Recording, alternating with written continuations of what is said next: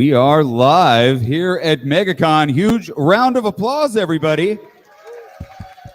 From the creators here, kicking it off right here. We are streaming live on Facebook, on YouTube, and live in person right here to a stacked audience at the creator stage. Please welcome VampFx. Hi, good morning, everyone. Good morning. Woo. I should give you guys applause for showing up to our awesome panel. I'm really excited. We're going to be doing our airbrush demo this morning. We have our lovely model, Jackie, here. She is joining us. And Rocco Gagliotti here. He is joining us as well. My name is Heather Eisner. I am the school director at VAMP. That stands for Vocational Academy of Makeup and Prosthetics. We are a makeup school located right here in Orlando. We teach FX makeup as well as beauty makeup and everything in between. We do have a booth here today. We're at 2195 over in the community zone where we will be doing demonstrations there all day. So if you just couldn't get enough here this morning, come join us over there. We've got some really big demos we're going to be doing tomorrow as well. We're turning one of our instructors into Greta the Gremlin. So if you've ever want to see a real life-size Greta, we will have that. And we'll be doing some clickers on Sunday from The Last of Us. And then tomorrow morning also, we're doing another demo up here. We'll be doing viral infection makeups. So join us for that as well. But back to what we're doing today. We're going to go over doing haunt style airbrush makeups. So we've already got our prosthetic here. We decided to just throw a prosthetic on there before we get started, kind of amp up the look. But we're going to be working on kind of a vampire, spooky, scary, sexy kind of look here. And if anybody has questions as we go through this, please raise your hand. I'll keep an eye on the crowd of what's going on. And we do have an audience Q&A microphone at the back of the back of the seats, so please take advantage. Here. We're hooked up here. Okay, you want to go ahead and get started? Go ahead and get started. So as you can see, the prosthetic's not exactly the same color as her skin, but we're going to be painting Jackie kind of a pale dead color. So we didn't bother matching it to her because we're going to be going right over that anyways. And the first step for starting this, so there's a couple of different ways you could do it. So we want to capture the base color. We want to do like a mid-tone. We want to do highlights, and we want to do that darkest kind of shadow color. So we're kind of basing everything out to get it all one tone. Jackie's real freckly. We love her freckles. But we're kind of going to pale those out a little bit. And Rocco and I both obviously are professional makeup artists. We met working at Universal. We do makeup at Universal Orlando, where we've worked for well over a decade at this point, doing Halloween Horror Nights there and Grinchmas. Yeah. Well, here, cheers. So we've been doing this for a little bit of time. And obviously I'm the school director at VAMP, so I'm there running the school. Rocco is working as a makeup artist. I'm going to pump up my friend here, and he's going to be a little bit embarrassed. He was just nominated for an Emmy for his makeup on Stranger Things, season 4. Yes, incredible. Very proud of him. Yeah, so if anybody has questions, please feel free to ask. Otherwise, I'll hop in and start helping with the makeup. But if I hear anybody, I'll be back on the mic, okay? I'm going to start doing that.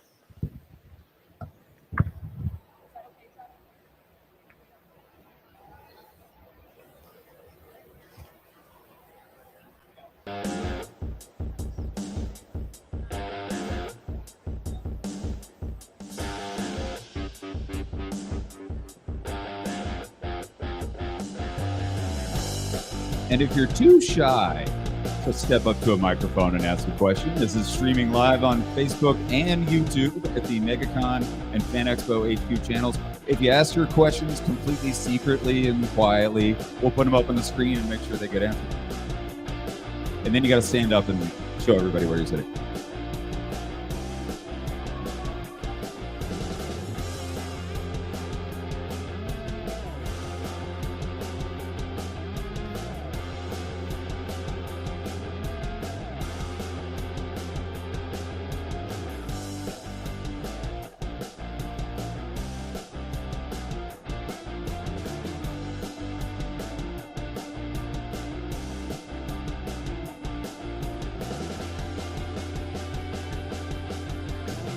We'd play music for you, but we'd probably get pulled off YouTube for copyright infringement.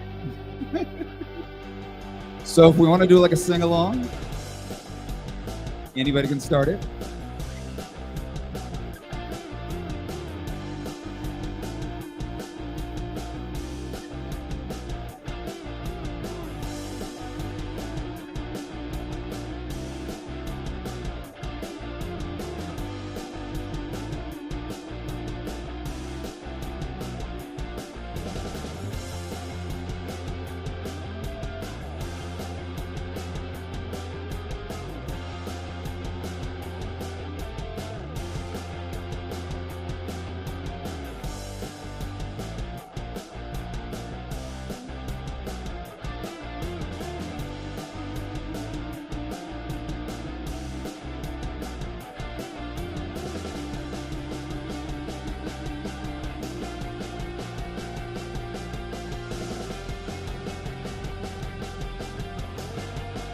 Hello. I'm gonna hop in and talk for a little bit so we're not just staring in silence at each other. Basically what we're doing right now, this step is not so exciting, but we're just basing out our airbrush colors. The first step in something like this is to make sure that everything's pretty even, but we're gonna be doing a lot of what's called mottling, M-O-T-T-L-I-N-G. And what that does is it creates like a texture for like skin mimicking for creature work or any type of airbrushing. So the first step in that is to make sure that the base is down, because then we're going to be going back over with a lot of other colors. So as long as there's a nice even base to start, this is the point that we're at now. The best way to do that when you're airbrushing is to create basically circles. So like smooth, soft circles. So there's not really like any lines of demarcation. So we're not doing this because then this creates spots. We're making sure that we're maybe about 4 inches away from the surface, and we're just doing soft, smooth circles to get a really nice, even base in the skin. Then we're going to come back with some mid-tone colors, which is what Heather's doing right now. She's just creating a nice guide for where we're going to be placing all of our shadow work and our contours. And then eventually we're going to go back over and do more of that modeling. So we're going to go back in with all these other colors. But this is a nice little tip to map out where this goes, because once we start adding in all these other highlight and contours, which you'll see a little bit later, it's going to become difficult to see where all like the natural contours are. So this is a nice little pro tip to base out everything now. Then when we go over it, we'll still be able to see it, so we're not thrown off in not being able to see anything. If everything's too modeled or too textured now, it kind of throws your eye off on what you're going to be able to paint. At least for us, it does. So this we found a little helpful when we're airbrushing, especially creature, that it... Can you move your arm out like this? Yes. I've never spoken on a mic and airbrushed at the same time before, so this is a...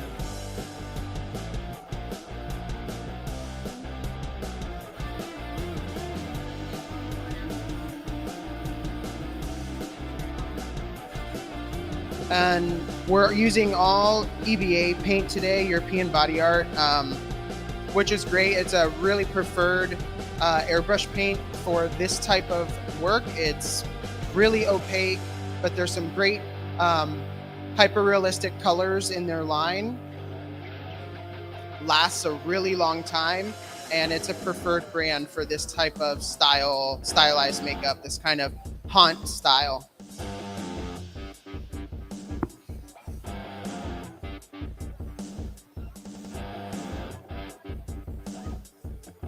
So this makeup will be, as soon as it dries, it's immediately transfer proof, waterproof. It won't come off. It won't press against anything. It's on there.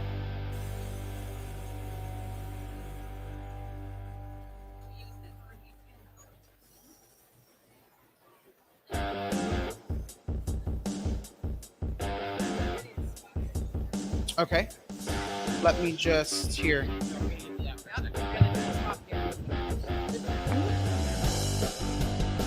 Just tangling up the airbrush hoses and the microphone cord here.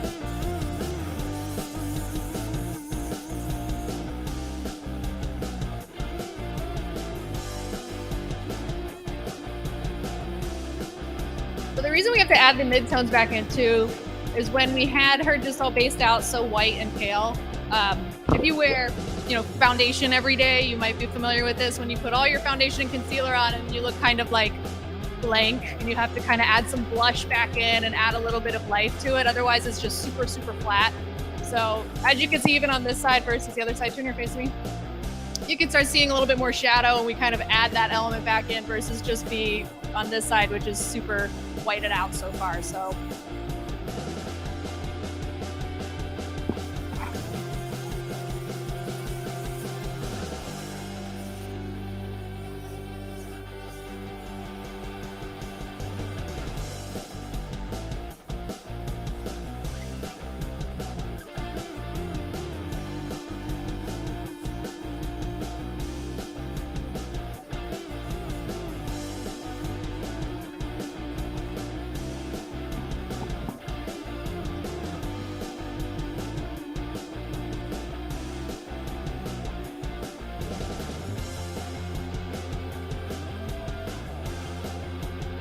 and the benefit of using airbrush too is you can really make it look like a shadow. If you're hand painting using a brush and some sort of like cream paint or alcohol paint, you get really nice crisp lines.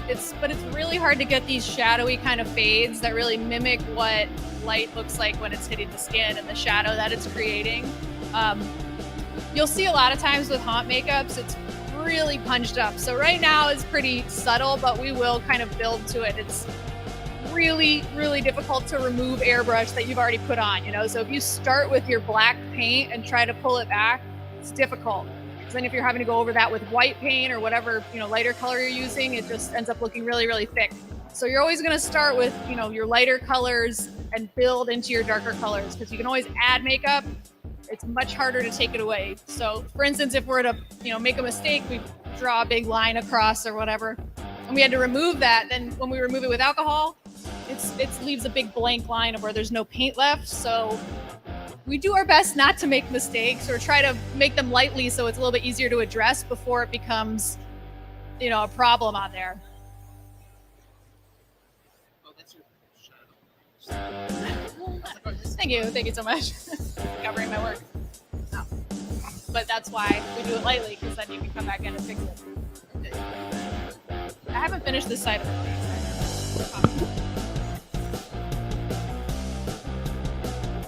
Okay, so I think we're pretty good in the base for where we are now.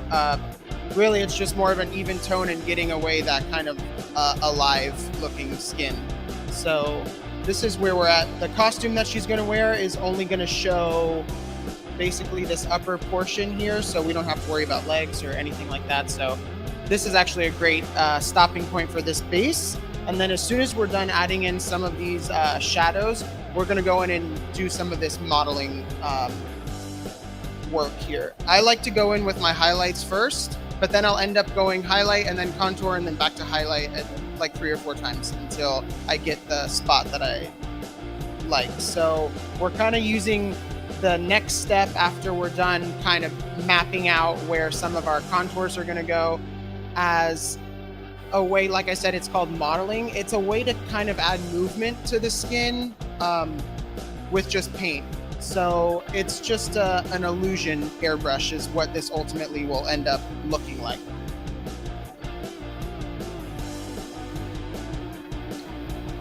So we're just adding some of this mauve color in, and then we're gonna go in, and it's kind of gonna be a little difficult once that next step starts to see really what's going on. It really is an organic kind of shape that you're making with your airbrush. You're kind of going in and it's almost like you're adding like hot spots of color, and you'll see in a second when we start adding that in. I'm just here for filler right now. What do you mean? Heather's question was, how do you know where to put lines? Like, how do you know? Well, that's a really great question, actually. Thank you so much for asking. while this is a creature makeup and we're able to kind of make it, we're pretty free, a basic understanding of the human anatomy is also important, because there are times when, you know, you'll see makeups and the lines and the shadows almost don't make sense. And in a creature makeup, it's okay, right? Because it's almost like a fantasy character. So even if they don't make the most sense, it still is something that kind of flows with the makeup. For something like this, we're really following where all of these natural contours would be already. So a great starting point is to just contour the natural bones and the natural shadows that are already present. So even in her hands, when we go in and we shade all of this, I'm just going to go in and do everything that I see naturally. I'm going to add a little bit of shadow, and that's what Heather's doing even for this area here in the chest and the ribs. Then once all of that is laid down, you can go in and start really like punching it up and adding some cool like little, you know, bits and bobs to really trick it out. Usually when we're doing something like this, we can get the base down, and then you can start figuring out like, oh, okay, you can pop another highlight here, you can put another shadow there. It'll really elevate the makeup. So that is something that I think over time you kind of know where an added line or shadow would make sense, even if it's not anatomically correct to the human body. We have an audience question here from YouTube asking, do you ever use stencils when doing airbrushing and stuff like that? Absolutely. And we have some stencils that we brought that we're going to use. So stencils are definitely a big part in something like this. And usually they're more towards the end, like a finishing touch. When we're trying to add, I don't know, like this is like kind of scales looking, but we're going to add it to create some texture. You can add flecking, but 100% if your creature or makeup calls for stencils, I mean, we use them all the time. Just depends on your look. I think next, I like to go in with highlight. So I'll give you this mic.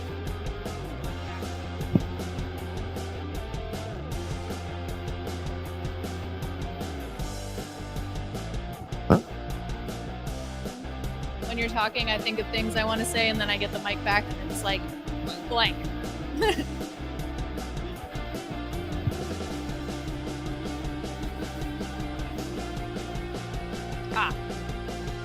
So why the change up in microphone and airbrush? Are you more of a highlight expert? I think we're trying to not. Also, we only have like one bottle of that highlight color, so like, I don't want to be using a different highlight color. We want to keep it nice and cohesive. That's a good question. Thank you, Chuck. What I was actually going to say, now I remember. You'll see a lot of people do, like I started saying this earlier, you'll see a lot of people do haunt style makeup really dark and punched in because a lot of the actors are in the dark, right?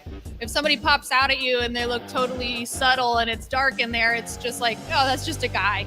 So we kind of need to make it look like, what does a zombie look like coming at you? We need to make it really pop so that you know what's coming towards you.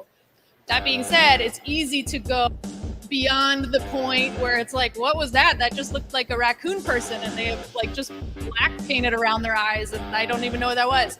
So it's kind of a fine line between going too much and not enough. So we kind of have to find that sweet spot. And I think a lot of that is with practice. I think I cannot stress enough how much practicing helps, especially with airbrush, because not only do you have to learn how to use this device and, you know, the techniques for how to do fades, how to do highlights, how to do, you know, dagger strokes, and also how to troubleshoot it. Oh, my airbrush isn't working. It's clogged. This part's bent. There's a lot that goes into that. On top of that is just learning the control. So if you can figure out your trigger control with airbrush, you have it made in the shade. Pun intended, because you're shading. You like that?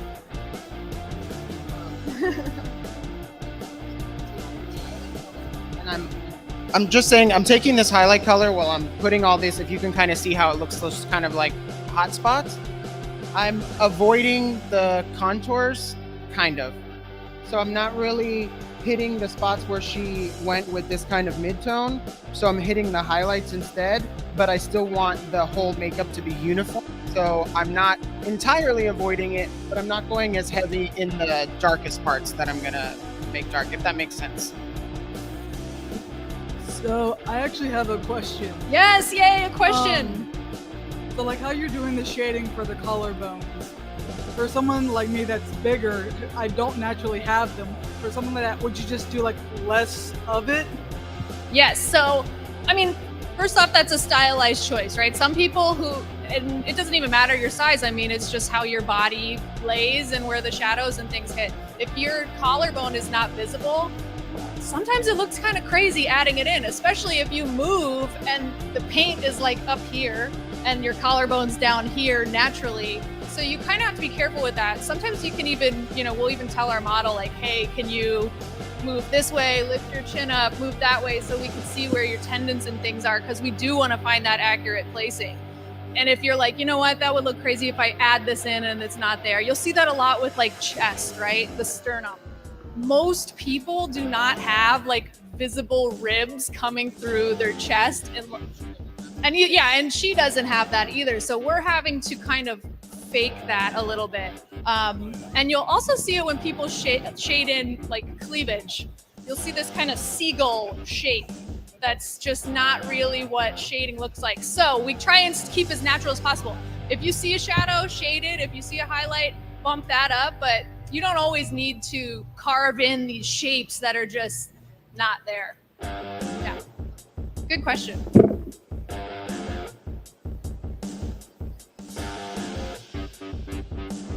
So Rocco's starting doing some modeling too, and I know you spelled it out, so MOTTLING, not MODEL. Even though motelling, that's another thing altogether. But modeling is kind of breaking things up, making it look less than just one color. We want it to look a little bit, it could look grungier, it could look kind of like a veining almost. So it just kind of breaks things up. It makes it more visually interesting than just having all one color. Especially how he's doing it there. It looks kind of like sickly skin. And depending on the color you use, you can make it look, like circulatory system. And like Rocco said, we rely a lot on actual anatomy. Obviously this prosthetic is bumping out these cheekbones. But if we didn't have that on, we'd be doing the same thing, carving underneath where the zygomatic bone is. And, we know to look at what a human skull is like or what the muscular anatomy is too. We're not doing it today. We did talk about doing like a shaded six-pack kind of ab situation. And that's another thing where not everybody has a six-pack when you're painting them. So you have to kind of start light and build it up to there. Start with the shadows that are there, and then the more you practice, you get more comfortable going, okay, this is what abs look like. And then on your phone, you have like a million ab reference photos, and you're like, I swear I'm not weird for all these six-pack photos.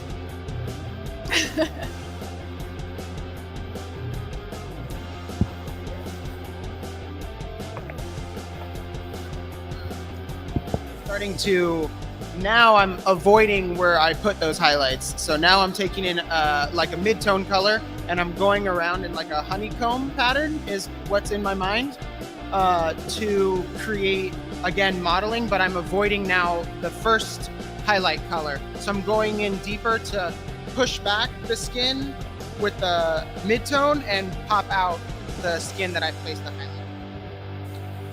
And another thing we think about, especially with airbrushing, is light source. Where is the light source? If we're doing a highlight along the top of the brow bone, then I would imagine our light source is going to be from the top here, which means that we probably wouldn't have a highlight on the side of her face underneath her jaw over here. So we try and have it so that our light source is coming from one direction. Sometimes you'll see body painters who do incredible work. They'll have a decided light source that's maybe like to the side, and then they'll do all of their light shading like they're being lit from the side. So that's something that we try and think about. But again, as you're starting out with airbrush, there's a million things that you're thinking, oh God, I gotta think about my light source. I gotta think about anatomy. I gotta think about X, Y, and Z. That's why I said practicing really helps, because as you get more comfortable, that's when you can add on these more technical kind of aspects to it. Yeah.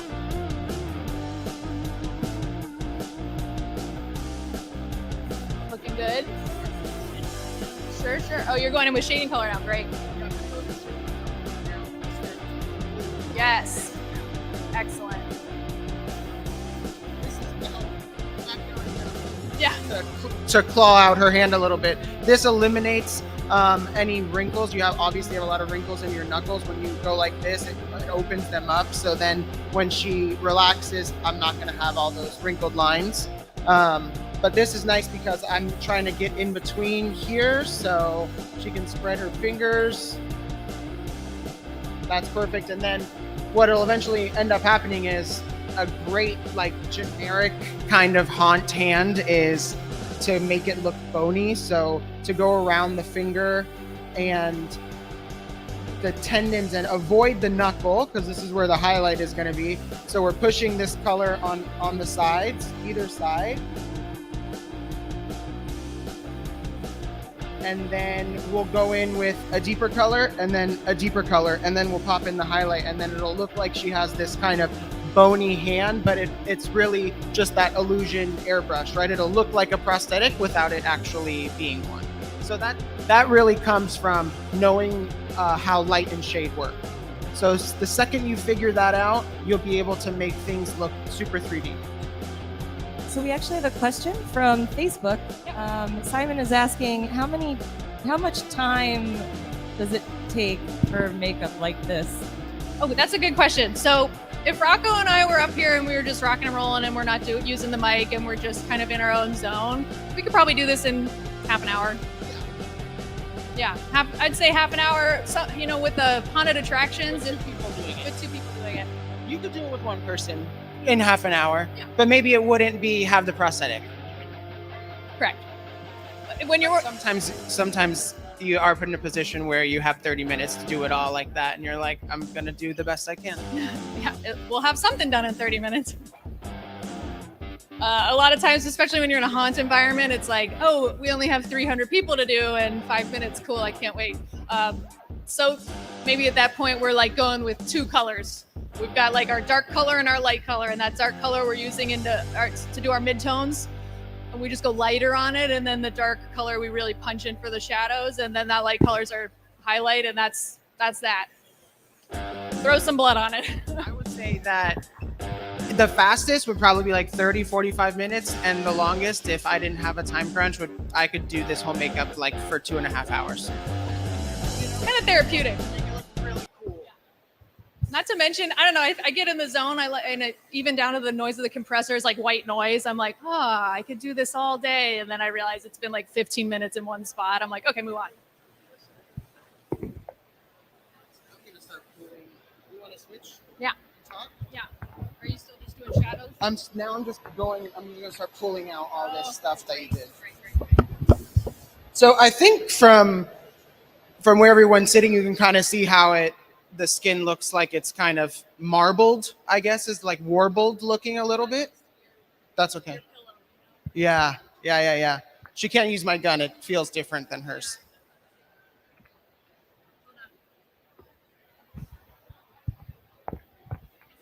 So yeah, so now it looks kind of like marbly, which is what we want. And then we'll go in with a little bit darker of a color, like a purple. And I'm going to hit those same places that I put that kind of maroon color. I'm going to hit that same place with the purple and deepen everything. And then if I wanted to, I could eventually turn this all into like veining. So basically it's a shadow to create veins ultimately. Or you could leave it just like this.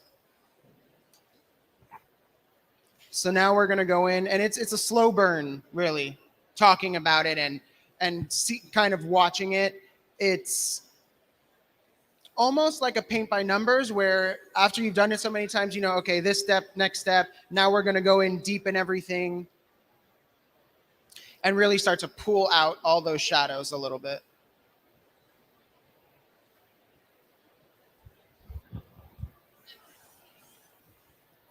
And this is a great way, especially, do you have a question? Yeah, can you walk us through your thought process on color selection as far as what paint colors and Yes. how to choose? Absolutely. Okay, it's a great question. So, a great thing is to do a test, which is what we did a few days ago. We did a makeup test, and we were just joking because the picture that we took, the makeup is like very chaotic looking because that we were trying a bunch of different things and figuring out what colors we wanted to use. A great rule of thumb is to stick with undertones. So if you know I want it all to be warm undertones or cool undertones, there's really no way to go wrong because at least they have that same kind of like base to it. Let me move. For this, we decided that we wanted to kind of create something that is fleshy, but obviously undead. So we're going in with this grayish kind of undead, pale dead color for the base. This is, see, and now I'm kind of contradicting because the color that we're using now is kind of warm in comparison to the purple that we're going to use. However, they're almost neutral, so it's kind of safe to use them both. If we want to get technical, it's a little more warm, so it's red undertone, but we're going to use purple next. If you mix red and blue, you get purple.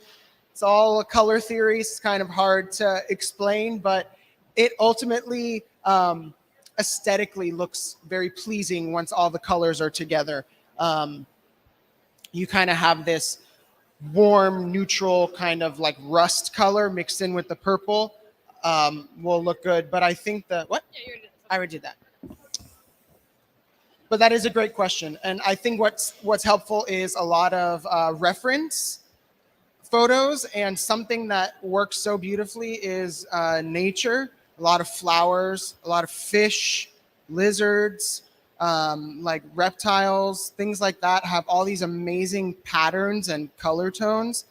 Even if you just went outside and, I'm not even joking, looked at a leaf or a rock and you really examined it, you could really start to see all this cool veining, all these different colors in it. So it looks really neat. So a lot of times we'll look to the world and nature to find inspo for the way that colors go together, because even sticking, like textbook color theory, and then you go look at a, fish or, like a jellyfish or those like deep sea creatures, and they have all these crazy patterns.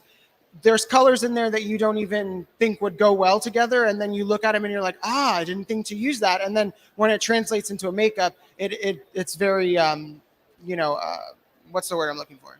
Cohesive. So we do look a lot to that. I think having great reference photos and doing a makeup test, it's a little bit more nerve-wracking and,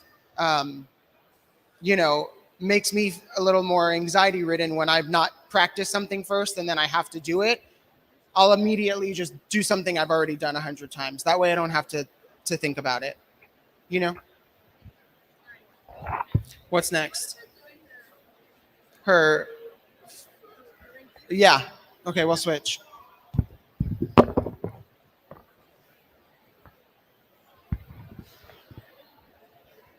So we're going to start doing Rocco's going to start doing her kind of furrowed vampire brow. I think we're all kind of familiar with that, the Buffy brow.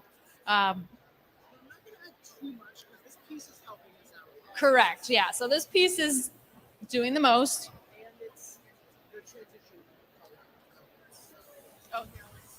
This is more of like the transition color. I won't do this big, huge highlight shadow because there's this piece there that's really helping us out. So I'm just going to accentuate this a little bit and use this kind of rust color as that transition.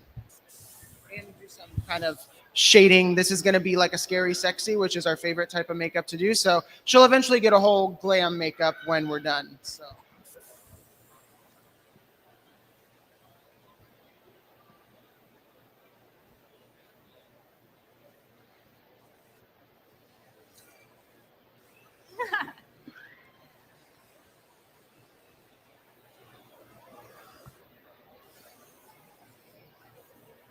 good.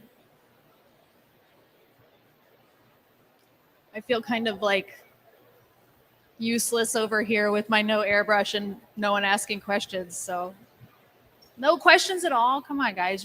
I know you guys have something up here working around that you're like, oh, I wonder how they're going to do this. I wonder what's going to happen with that. Now's the time.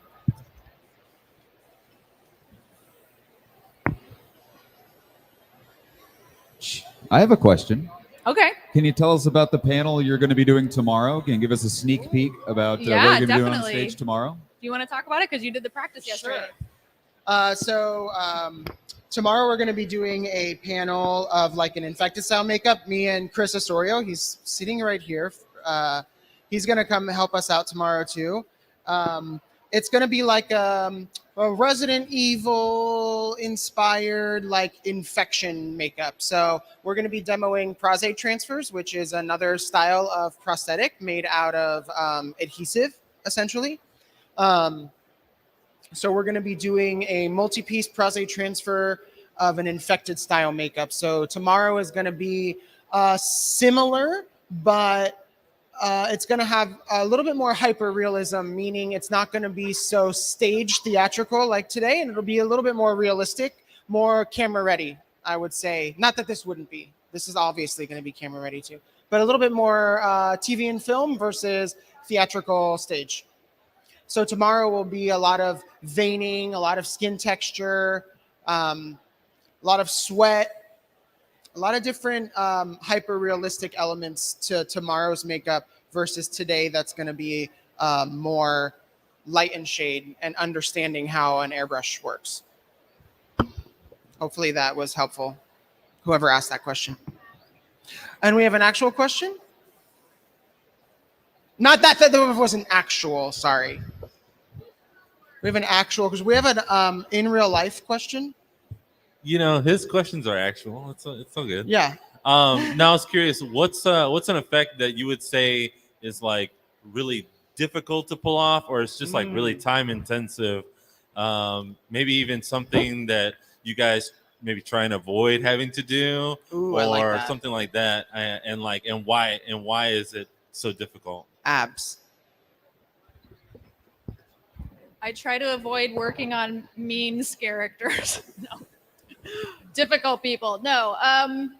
That's a good question. I think it kind of depends on the time you have, right? If you know you have a time limit and someone sits down in your chair and it's like, I just need to have like a spooky ghoul face. Great. That's easy peasy. If they come up to your chair and they're like, hey, I'm not wearing a shirt and I'm bald and I need my whole head, whole body, whole back and arms done, and you have 15 minutes, it's like, oh my God. Yeah, I need to look like a fish person in like 10 minutes. Yeah, that's very difficult. Anything that's like super specific, super stylized can be really difficult. It's not that we wouldn't want to do it, but yeah, I would say anything that's like a very detailed, stylized look can be more difficult than something that's like a little bit more generic. You know, like, oh, I'm sexy vampire. I'm scary skull face. Things that are a little bit more basic, so to speak, those are easy. You can whip those out real quick. So let's say you have like your typical amount of time. What would be probably the most difficult one that you've done? I don't know. I have one. Specifically talking airbrush, I think you said it is old age. Doing like a theatrical old age makeup on somebody who's young. That's hard because you have to really rely on highlights and shadows, and sometimes your brain can't compute or at least my brain can't, the type of highlight and shade to do to make it make sense. And it starts looking real liney and weird, and then it's just a bunch of lines. That part is difficult. I think abs are difficult if someone's not already ripped, because then you're just kind of doing like a copy and paste, and it doesn't always work on everybody because abs sometimes are like very organic looking, or that they're perfect. So sometimes that's hard. Even somebody who's fit but then doesn't have them, I try to avoid. I mean, sometimes you can't, but I think that's difficult. I also think what's difficult too, sometimes creating stuff like how you see on this prosthetic, but without the prosthetic can be difficult too. This creating stuff like this on just someone's face is hard because you have to really understand, again, the anatomy of how like your zygomatic bone works and your, you know, temporal bones and like all this stuff. Now I'm just naming bones. I don't even know where they go. But yeah, the funny bone, I think that's over here. I think that is difficult because it doesn't work for everybody. You know, you can't just sometimes put, like you said, sometimes the clavicle shading doesn't make sense on certain people. There's an idea, you always have this kind of like check mark looking things in all the areas, but sometimes it doesn't make sense for everybody. So I think that creating stuff like this can be difficult. We have a question from YouTube. It's a nice question. It says, congratulations on your Emmy nomination. Thank you so much. Follow up, will you be working on season 5 of Stranger Things? Oh, I wish I could say yes, but I have no idea. Okay. I really don't. So I wish I could say yes, but I don't. I have no idea, but thank you. I can say yes. I'm manifesting yes. But my confirmation is NA. All right, I'm going to put this down for a sec. We have another question from Facebook. I know the questions are coming in fast. An actual question. I'm sorry, Chuck. I still feel bad I said that. This is a pretty broad one, but just tips on how to get started. Like if you wanted to start airbrushing. Airbrushing, Okay. like how do you get good? First off, let me say this. You do not need to buy the Rolls Royce of airbrush equipment if you are first starting out.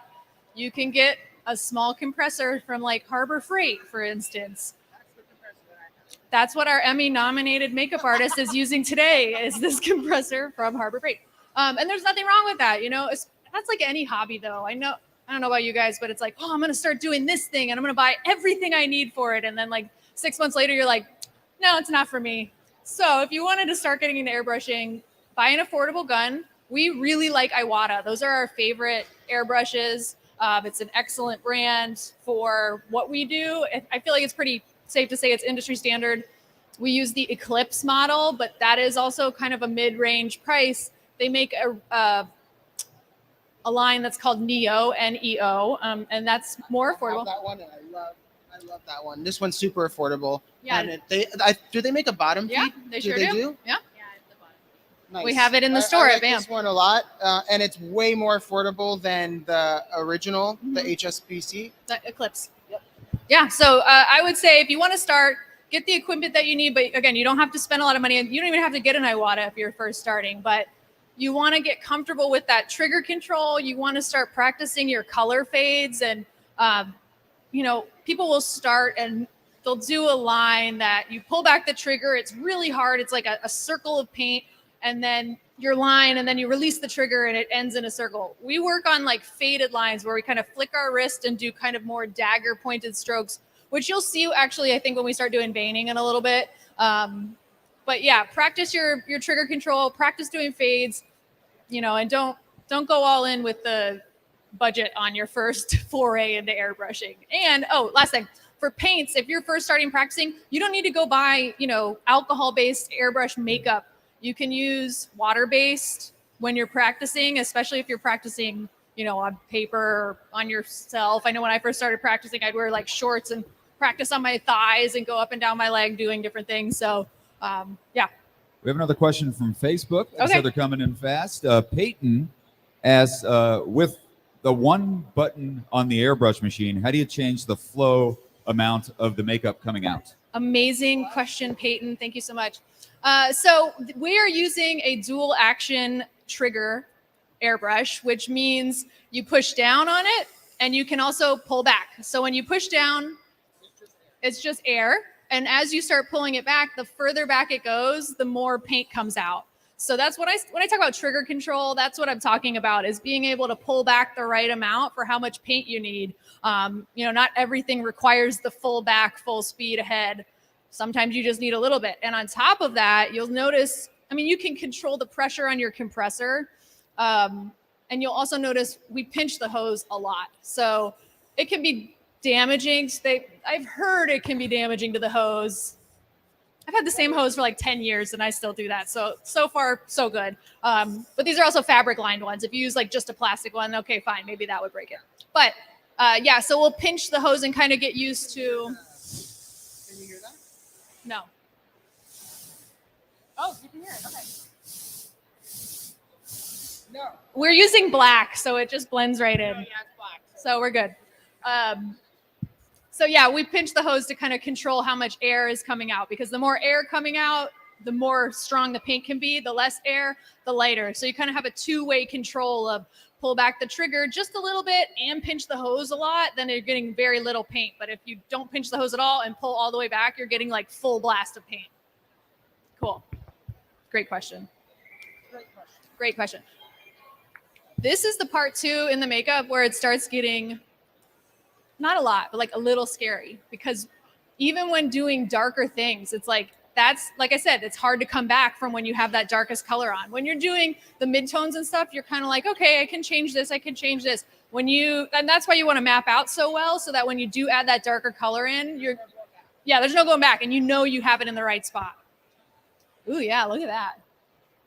Look at that, that looks so cool. Way to go, Rocco. And then the important part when doing fingers like this is to focus the darkest part at the base, because I'm layering ultimately 3 colors. So we have that rust color first, and then now I'm going in with this color is called Contusion. It's like a purple. But if you look, you want to create that rust color to come up the highest, so that when you go darker and darker, it's not coming up as much, because you want to create that illusion. Question? Yeah, I Hey, was Greg? wondering, do you just use one gun and keep switching the paint, or do you like to have like a highlight and a shadow gun? Ooh, yes. So the answer is yes. Some people love to work with just one gun, and obviously you can see that you can just work with one. However, if you are really I've worked where we have 6 guns, and one's for black, one's for white, one's for purple, one's for red, and it doesn't change. So it just depends on your budget, and it depends on how you like to work, because when I go from this darker color, and then let's say I'm going to do white, I have to make sure to really clean it out, or not I'm going to get, like lilac before I get white. So sometimes it's beneficial to have like 2 guns set up, and I have 1 gun, maybe that's a gravity feed, which means it has the cup at the top, that I have just for highlights. So when I go back in and I want to really get some hot spots in, this will just be white, and no other color goes in here. So it's dependent on how you like to work. 2 guns is almost preferred. That way you have 1 for lights and 1 for darks. If we're going into more professional, these are great questions. Love that. Yeah. Another question from YouTube. Ashton asked, do you prefer gravity feed or siphon feed airbrushes? So that's a great question. That's totally artist preference. When you are working in a haunt environment and you're having to move really quickly, typically we're going to use the bottom feed, although that is not required. We both have makeup artist friends that prefer a top feed airbrush in general. I am a mess. So do I prefer a top feed? No. You know why? This is too scary. Okay. Could fly out of the cup at any moment. Could tip it over. I'm a messy person. I can't be trusted. She's a klutz. Okay. It is what it is. So I like the bottom feed because I feel like it's a built-in safety net where I'm not going to be pouring my paint all over the place. But that being said, this gives you really nice effects in different ways. And I know at least with the Eclipse, it has a smaller needle size, so you can get detailing a little bit differently. So that also is a little bit more of like a technical aspect. It depends on what makeup you're doing. A lot of times too, you might not have 50 airbrush tops for siphon bottles. It's easier if you just have the top feed, because you could just pour in what you need and pour it back out. We specifically brought these they're called siphon tops for our bottles, so that we could just plug in and keep going and not have to stop between to pour out the paint back out. clean it out with alcohol, run alcohol through it, and pour our next color in. And if you're doing like a full body, you run out of paint in the cup way fast. So if you have the bottle, you have a longer time that you could be spraying this product that you're not like, hold on, let me refill. And then you pour it back in, and then you go back and kind of back and forth. So yeah, you can also dilute the paint a little bit differently if you have the top feed, because you can maybe add some alcohol in if you want it to be a little bit more sheer or whatever you're working with. Good question.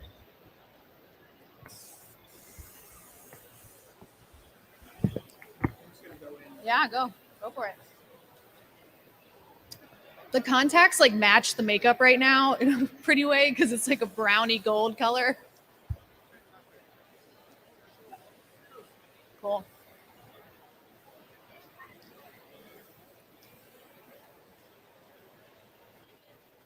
Mm-hmm.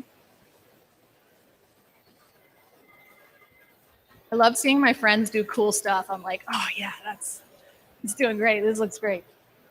Look at that. I'm your cheerleader right now. Yeah. This is actually when it starts. This is like the cool part, because now you can kind of start seeing it come to life more with the darker colors.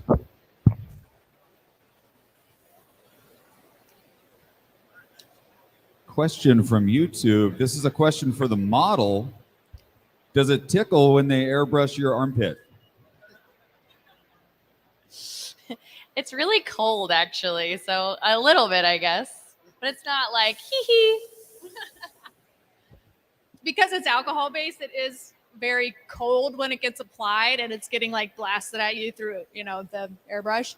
But we have a lot of people fall asleep, even if they're a little bit tired, it's like oddly relaxing for some people. And like I said, it's the like white noise of hearing the air going, and you're just being like put to sleep, which can be fine a lot of times. Or you have people that are like giving the head bob down, and then you're like in the middle of a detail, and then it's like you make it work. What are you gonna do? You know what I mean?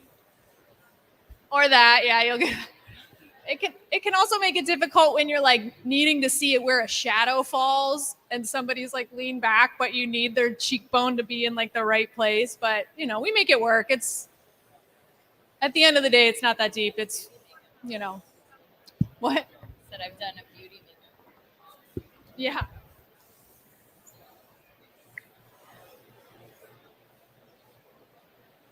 Yeah. Look at that.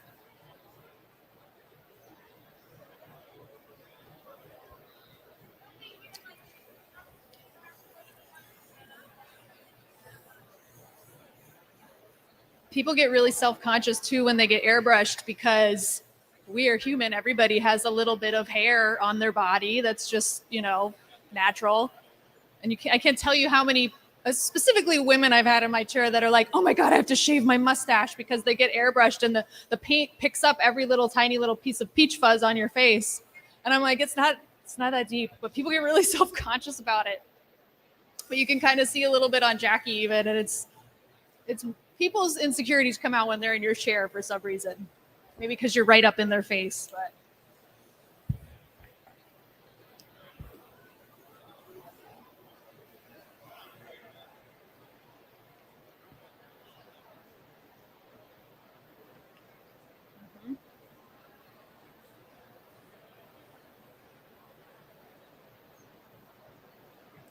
When it's really hot out, like all the time in Florida, but during like specifically Halloween Horror Nights, and it's so hot and everybody's like, it's the middle of the day when we're starting to get ready, maybe like 3 or 4 o'clock when it's really hot outside, and our makeup tents are maybe set up outside, and the makeup artists, we're all like sweating because we're moving around and doing our makeups, and the characters sitting in the chair are just getting this like cool air blasted at them. I'm like, that probably feels so good compared to me right now.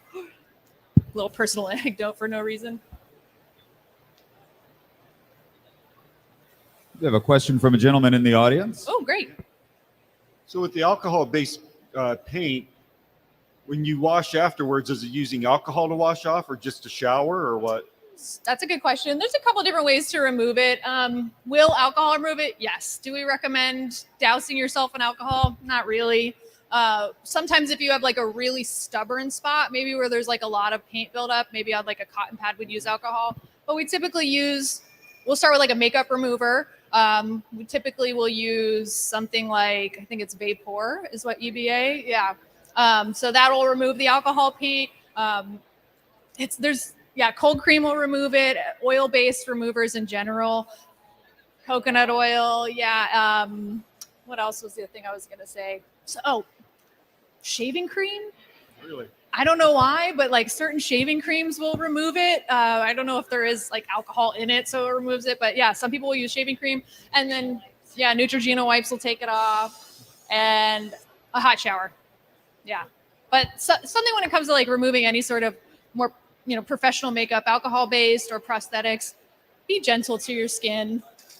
You see videos of people like peeling latex off. Don't recommend. I do not recommend that. Peeling off prosthetics, or people a lot of times think of like in Mission Impossible when they rip off the prosthetic makeup. It doesn't work like that. We have to use professional removers so that the skin is not damaged. We don't want to be hurting our actors. So yeah, go slowly. We allow the makeup remover to really activate. It's not so much a rubbing. It's not the friction. We want it to actually soak in and break down the product. So we actually have another question from YouTube from Brandon. Okay. He says, what interested you in starting airbrush makeup, and was it always a career choice? It was not always a career choice for me. However, once I found it, I was like, oh, this is what I should be doing, is doing makeup. This is so much fun. I love this job. And then airbrushing is just part of doing makeup, especially now. It's very industry standard, I would say, at this point. Specifically, if you're working in like haunted attractions, they're going to use an airbrush just because of how fast it is. So what about you? This wasn't a career choice for me either. Not makeup artistry, but airbrushing in general. I have a really strong background in just traditional beauty makeup.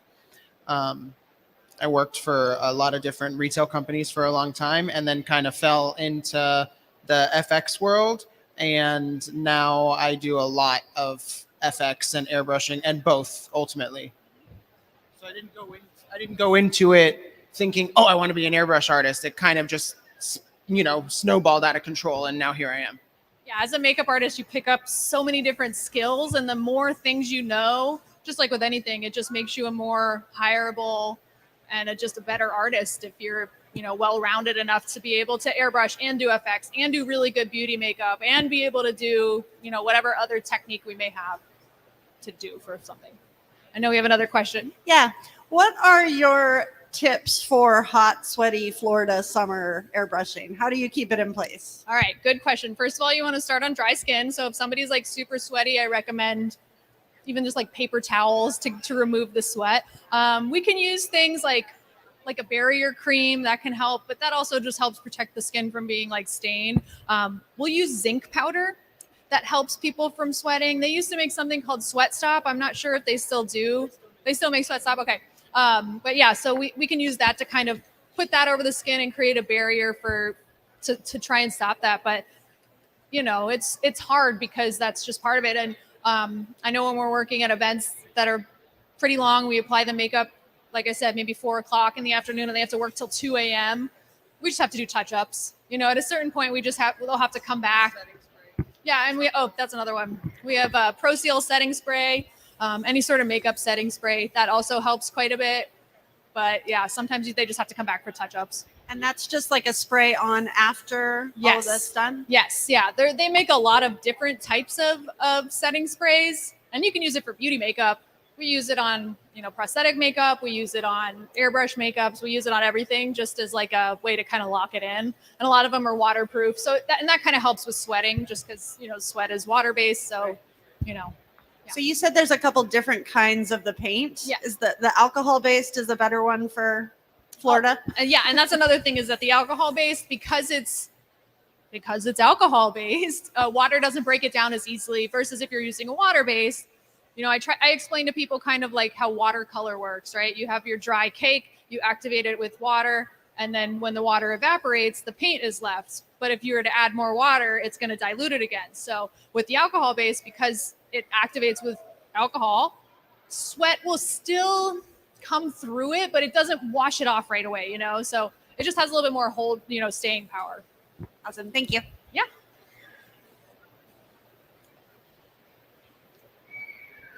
Okay, we have another question from Facebook.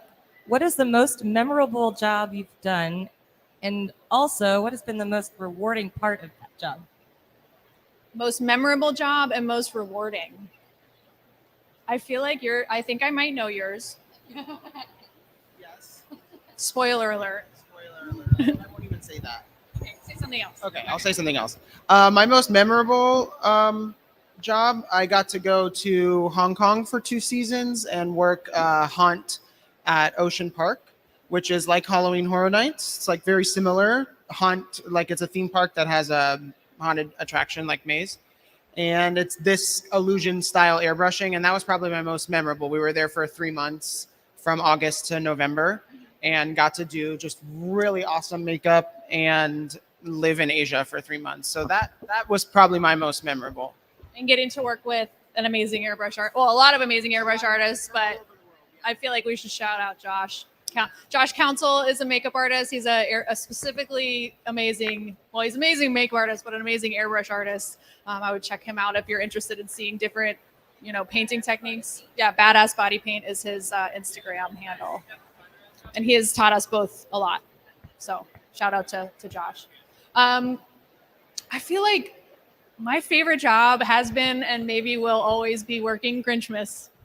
I just love it. I love Christmas time in general, and I love doing the Grinch makeup, and they're just so silly. And especially now when you see all the videos on, Instagram and TikTok, and it's just cool knowing who's in that makeup, and it's exciting, and it's just fun. It's so much fun. And when you work on actors, you kind of get close to them. When you work in production in general, you can get pretty close to the people that you work with, and it's a good rapport, and it's very like family-like. I'm sure that happens to you on movie sets and stuff too.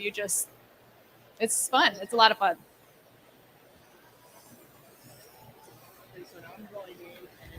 Now I'm going in, and I don't know if anybody's watching this change, but I wish I could go step out there for a second to look at how it's coming, because you're so hyper-focused sometimes. Sorry, my back.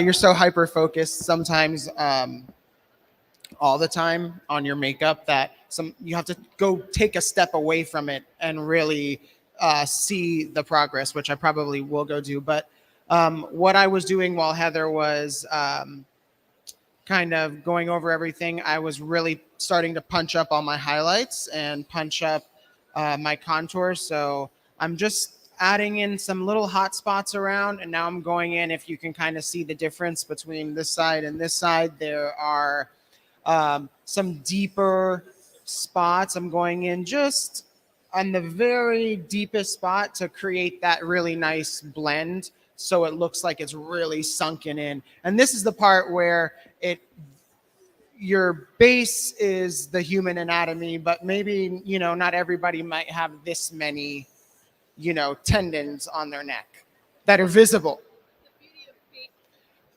Right, which is the beauty of made-up fantasy creatures, is that I can now take this into a whole different world now. So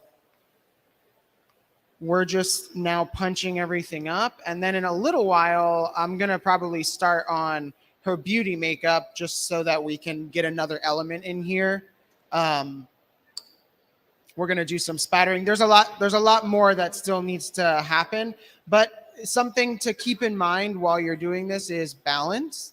And like Heather was saying, figuring out your light source. I think the easiest for me is to have something always in your mind be spotlit. So that way everything, like the brightest, will be in the center versus every little thing having a highlight. Ultimately, what we'll end up doing is see how there's a lot happening here, but there's not so much happening here until you get to the hand. So we'll have to start pulling some of those contours and things out on her arms so that everything looks balanced. And that'll start to happen as we progress with the makeup a little bit.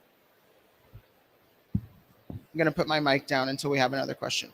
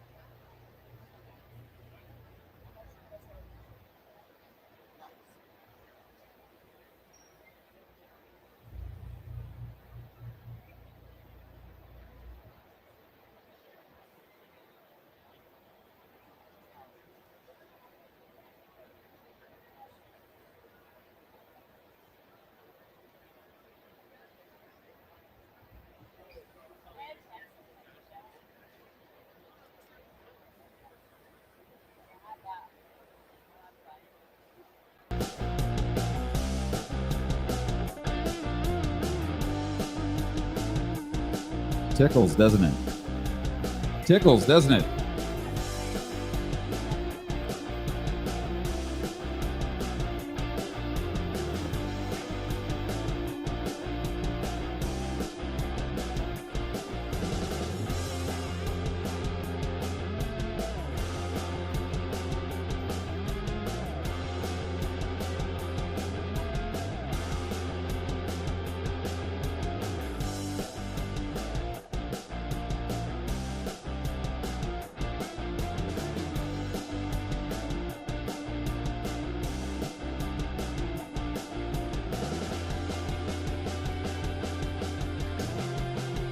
So where can everybody find you here on the show floor while you're not spending your time on the creator stage? Our booth is $21.95. If you walk to where the big community zone sign is, we're kind of right below that. It's like a big teal sign hanging from the ceiling over there. And you can find us on Instagram at VampFx. Even if you don't want to do makeup, if you're interested in that, we post a ton of our student work. We're really, really proud of what our students do at the school. We post pretty much exclusively their work. We post to our stories of what we're doing every day at the school. So definitely give us a follow, VampFx.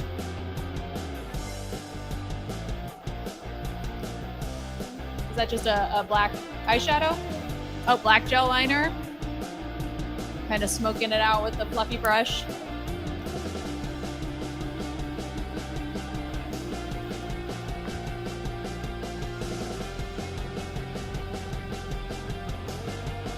Keeping an eye on our time, so we're in a good place. Yeah, yeah.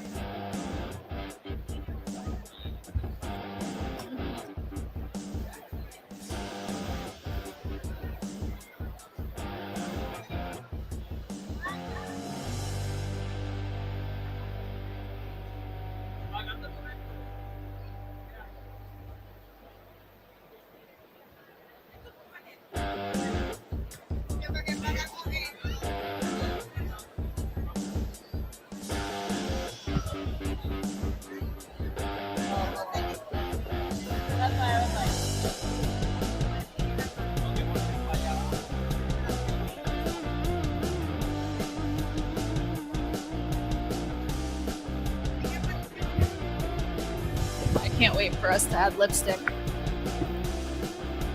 That's one of the hardest things, is having to wait to get to certain steps that you're like, oh, that's gonna pull things out.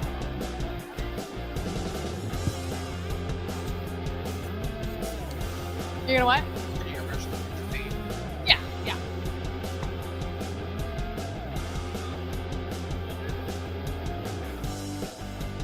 Rocco was just saying he's going to just airbrush the fade into the crease of her eye. So, yes.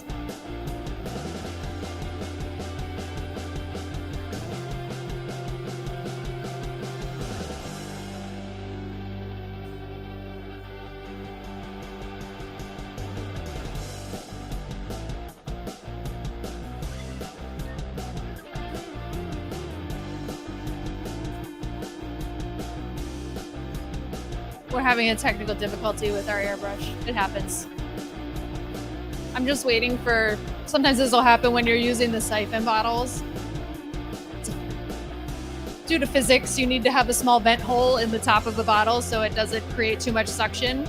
But sometimes the vent will get clogged, you don't realize it, and then there's like a geyser of paint that shoots out of the bottle. Which, when you're working in a situation like this and we're not trying to like Jackson Pollock the backdrop, is a little scary. I've worked with people before in like a hotel ballroom. It was not me, but red airbrush makeup up the wall of the hotel. Not great. Not great.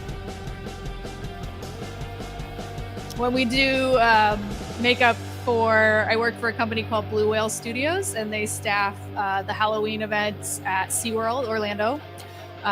Specifically Spooktacular, which is like a family-friendly event. When we work there, it's like the Dexter plastic room. Like all the plastic tarp is hung up so that we don't paint all over the walls and everything, which makes sense. I mean, you want to protect. We're messy artists. What are you gonna do?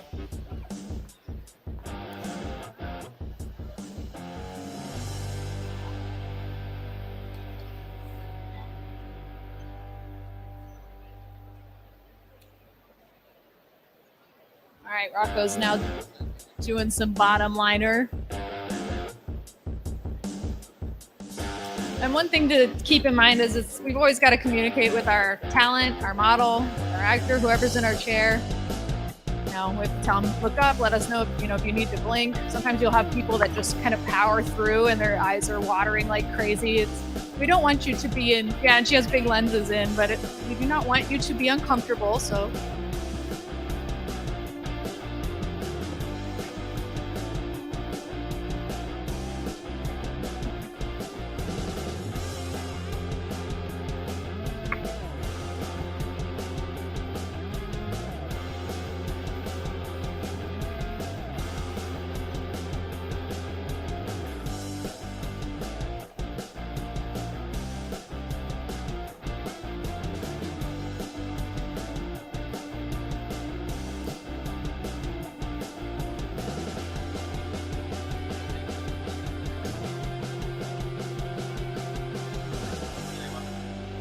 You can't see it yet, but the costume she has on, I feel like I need to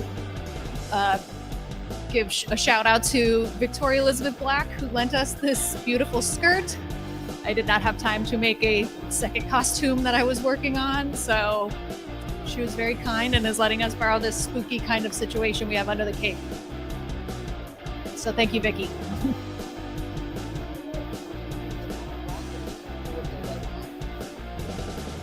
I like the white line, I'm gonna be honest.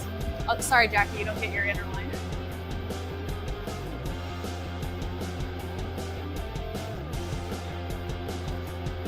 Of course I did.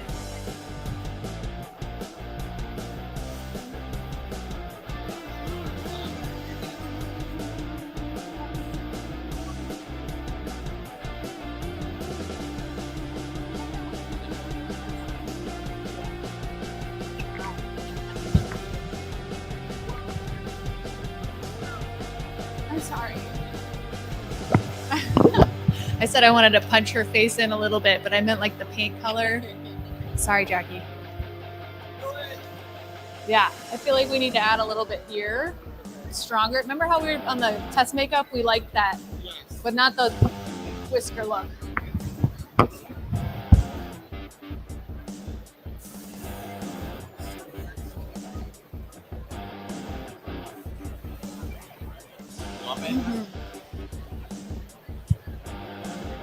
Yeah, because her chest is very, so this is like a good kind of example of making sure things are balanced. You know, her chest is very heavy, and we kind of need to punch in these colors on her face so that it looks a little bit more cohesive. I think we've been very gingerly around the prosthetic because it's like, oh, the prosthetic's doing a lot of work for us, but I think we got to just match up that paint color. Yeah. And when we're shading on the face, I know we talked about like the skull, but it's more than just skull. A lot of times you'll see this kind of nasolabial fold shaded in here that kind of helps direct a little bit of the movement of the paint down the face. Shade around the nostril, we'll shade down the sides of the nose, underneath the jaw. But again, it's important to think about like where your heaviest shadow would be. It would be darkest underneath things, right? Underneath the cheekbone, underneath the jawbone. You probably wouldn't have a super deep shadow on the top of the brow bone, right?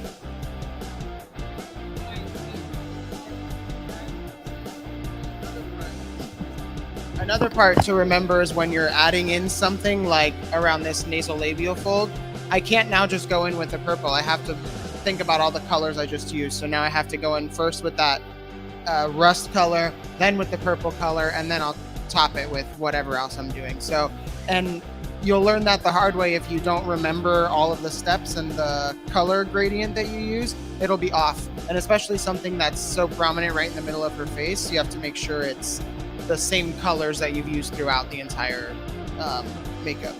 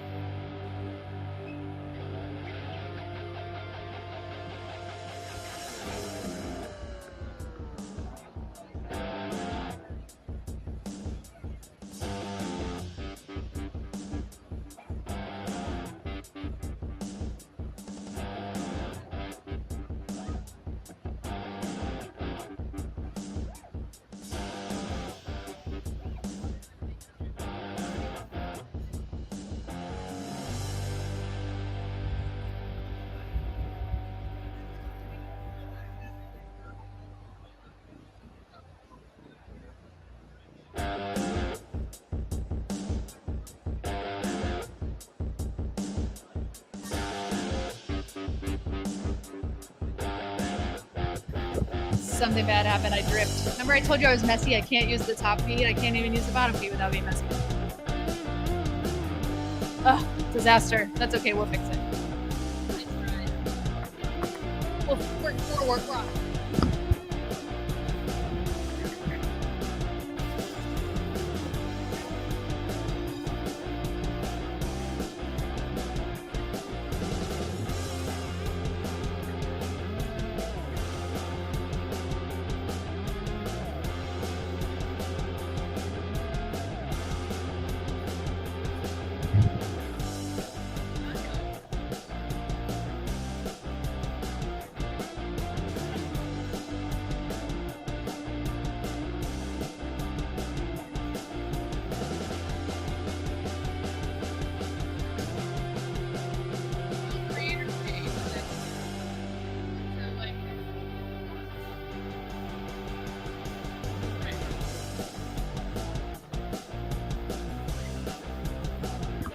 When all else fails, we put blood on it.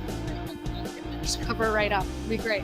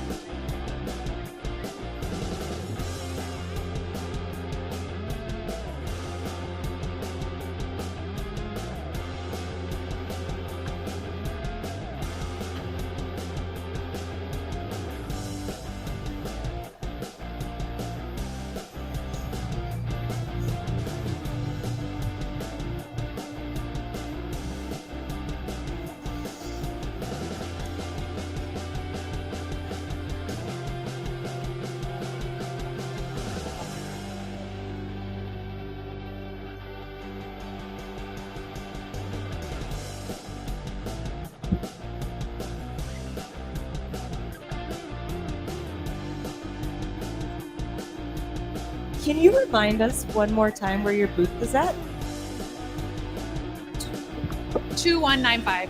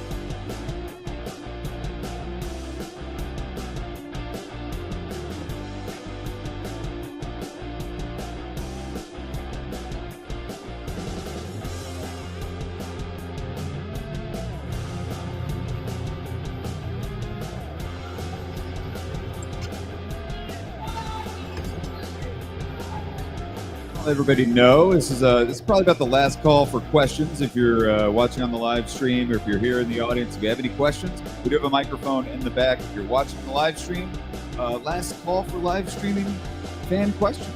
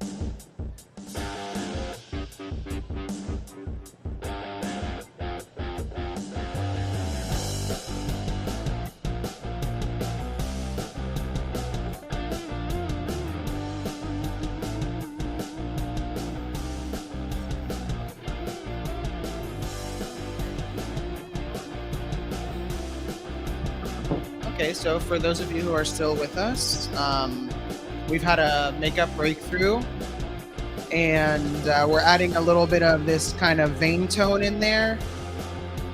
We can tell a huge difference between this arm and that arm. Just kind of punches up, again, the subtlety of it.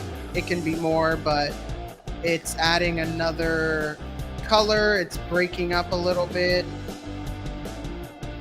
and it's deepening some parts. So we're going to do that to the other side, and we're going to add some spatter, and then I think we're going to be done soon.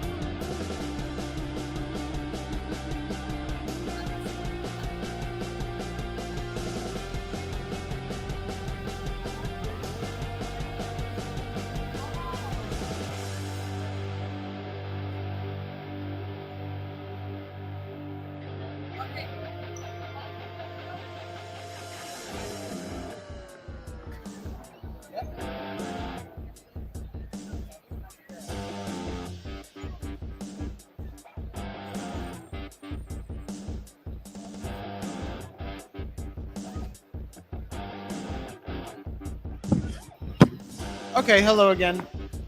We're adding a little bit of beauty now, some beauty elements to it. We got a lip. We got, added glitter because why not? We're gonna finish up. She has a lash and she has mascara. It's those kind of detail things too that make a difference in these types of makeups. It's inevitable you're gonna get overspray from your airbrush onto the lashes. So making sure to mascara the lashes or even just spray them black will help kind of that little finishing touch. So before we do that though, I'm gonna add a spatter, which is gonna kind of tie everything in all together. And then we're gonna do something really cool and add like a metallic sheen over everything so it'll look like she's kind of, skin looks a little clammy perhaps. She's dead.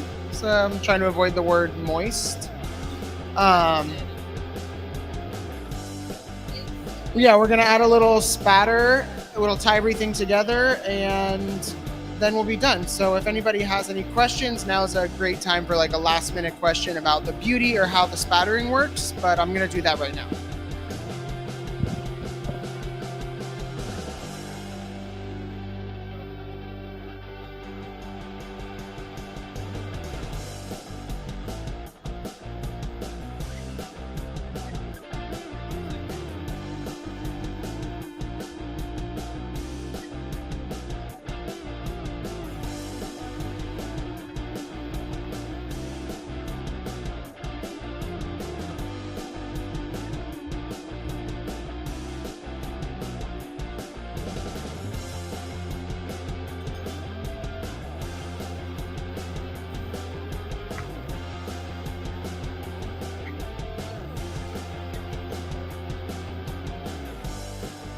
The question for the model, is this going to be your look for the rest of the day?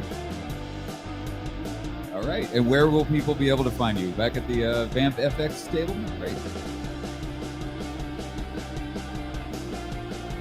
You should start a scavenger hunt.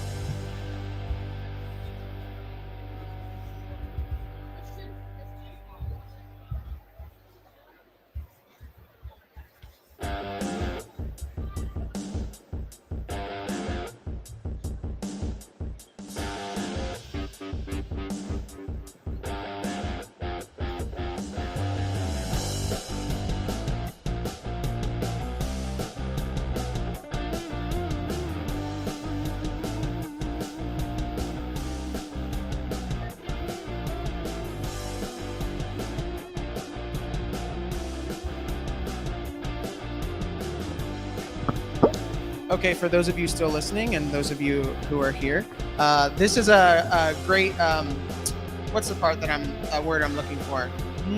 It's a finishing touch, but it's very satisfying. This kind of spatter, we're doing very translucent like washes of paint color. And what ends up happening is it kind of almost immediately breaks apart. Up close, you can see some shine from the adhesive, from the prosthetic. And there's a little bit of like a demarcation line where the airbrush hits the adhesive. It doesn't quite blend so perfectly. So what the spatter does is it really tricks the eye into thinking it's all one, color. So the spatter really helps to tie everything in together. I don't know if you'll even be able to notice it where you're sitting or if you're watching online, but it really adds a nice finishing touch to everything. So we're going in with like a dark red And then we're gonna go in with a like that kind of pale highlight color we had.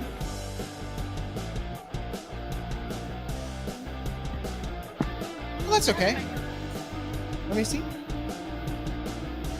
Oh no, it's okay. But I think it really helped. I think it looks great. I think we should add a some highlight spatter now.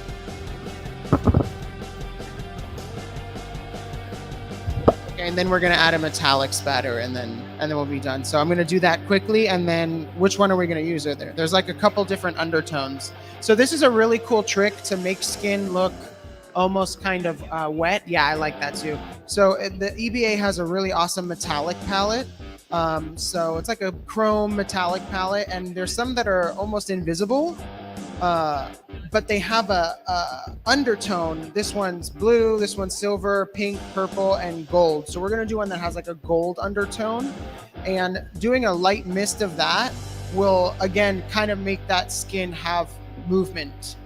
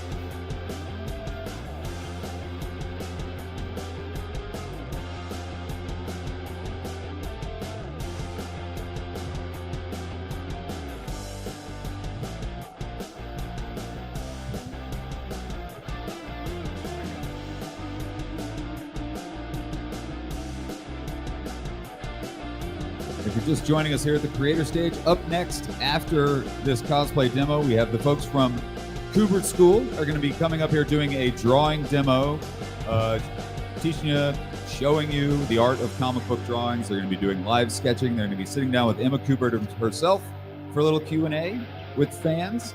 So stick around, watch some live sketching from the folks at Kubert School right here at the creator stage starting at the top of the hour.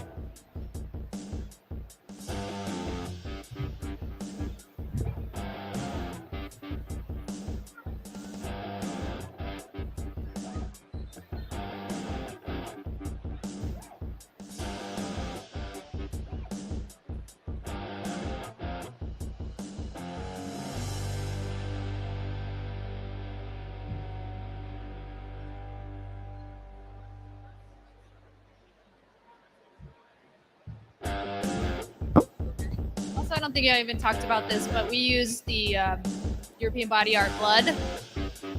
It's called The Blood. And we also used one in Dark Blood. This is a really nice product if you don't want your blood to go anywhere. I know especially people who get blood for like Halloween, they have this problem where it looks really cool in photos, but it's never dries. It just stays wet, it stays gooey, it's kind of messy. So there are products like this that aren't going to move, they're not going to sweat off, anything like that. Can be difficult to remove, but that's future us problem, you know?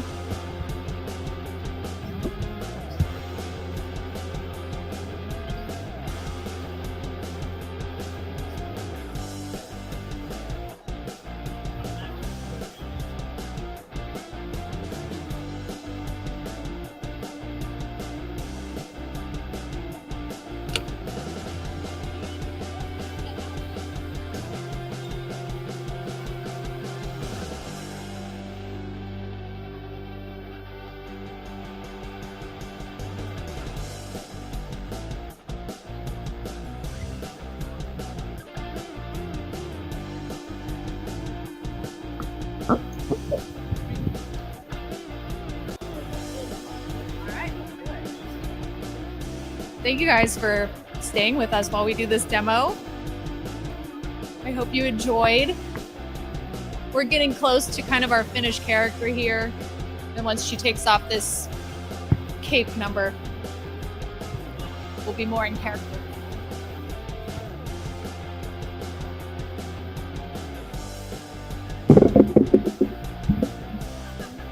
Is that me?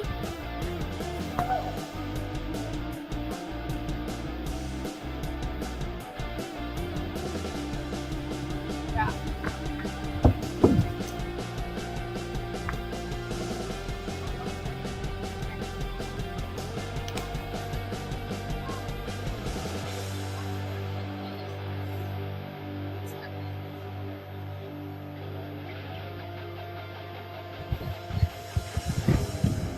I feel like Jackie's ready to go terrorize children in the woods somewhere. Spooky. Yeah.